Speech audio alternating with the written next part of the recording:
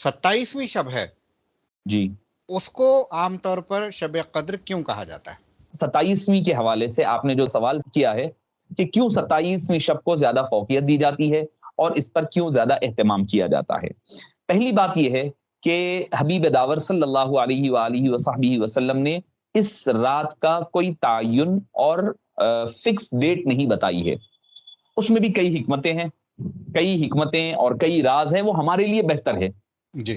वो हमारे लिए बेहतरी का बायस है। आप सल्लल्लाहु अलैहि वसल्लम, एक हदीस पाक में मिशकातुल मसाबी के आता है कि हबीब दावर सल्लल्लाहु अलैहि वसल्लम सल्लल्लाहु शब अलैहि कद्र की तारीख के तायुन के ऐलान के लिए तशरीफ लाए, और उसी दौरान जब आपको इत्तला मिली कि किसी एक कबीले में दो हजरात में किसी तनाज़ा हो चुका है, उस तनाज़े को आपने हल फरमाने के लिए तशरीफ ले गए और वापस आने के बाद फरमाया कि अल्लाह ताला ने वो रात की तारीख के तायुन को उठा लिया है। हम्म, अब तुम इन ताखरातों, तुम्हें चाहिए कि तुम रमजान में तलाश करो। साहबे किराम रिदवानुल्लाहि अलैहिम अजमईन, कुर्बान जाइए उनकी अजमतों पर, उन लोगों ने हमारे लिए आसानियां फरमा दी। पूछा या रसूलुल्लाह सल्लल्लाहु अलैहि वसल्लम हम उसको कैसे तलाश करें? आपने फरमाया कि रात में तलाश करो रमजान की। फिर जब दोबारा पूछा गया तो आपने उसको तखसीस करते हुए आखिरी 5 ताखरातों को आपने मुतय्यन फरमा दिया। उससे अब पहले आखिरी अशरे में भी फरमाया हुजूर सल्लल्लाहु अलैहि आखिरी अशरे में भी फरमाया, पहले फरमाया पूरे रमजान, फिर वसल्लम। फरमाया आखिरी अशरा, फिर साहबा ने दोबारा फिर पूछा तो फरमाया कि भाई नहीं, तुम क्या करो कि इसको 5 रातों में तलाश किया करो। आखिरी इसकी अशरे अपनी की 5 हिकमतें हैं। रातें। मैं अगर गुफ्तगू जारी रहती है तो आगे हिकमतें क्या है 5 रातों में रखने का मैं आगे जिक्र करूंगा। 27वीं के हवाले से इसलिए यह है कि हजरत सैयदुना अब्दुल्ला बिन अब्बास रदी अल्लाह अन्हुमा और कई जलीलुल कदर हजरत अब्दुल्ला बिन मसऊद रदी अल्लाह अन, सईद अल खुदरी रदी अल्लाह अन, उस्मान बिन अल आस बिन वाइल, कई अकाबिर साहबे किराम ने अपने कश्फ व मुराक़बात के जरिए से और अपने तजरबात के जरिए और जो चीजें बतलाई गई थी अलामात, उन अलामात के जरिए से इसको 27वीं शब में पाया है। उन लोगों ने उसकी अलामात को ज्यादातर 27वीं शब में पाया है। इस वजह से अक्सरियत ने यह कहा कि 27 मुमकिन है, ये यकीनी तौर पर भी 27 नहीं है, जी। यकीनी तौर पर 27 नहीं है, मुमकिनात में से है।